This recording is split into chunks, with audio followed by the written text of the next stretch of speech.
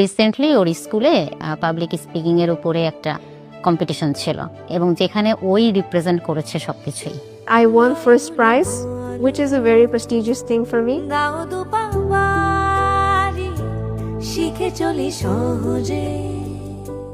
এই ইংলিশে ভালো না হওয়ার কারণে জীবনে হয়তো অনেক ইচ্ছা থাকা সত্ত্বেও পূরণ করতে পারিনি।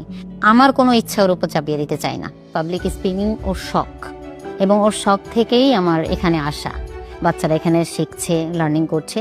আসার পরে ক্লাস করার পরে আমার বাচ্চা তো মনে করেন যে না আমি হবই ভর্তি। I want you all to have fun and always don't be afraid to come in front and speak.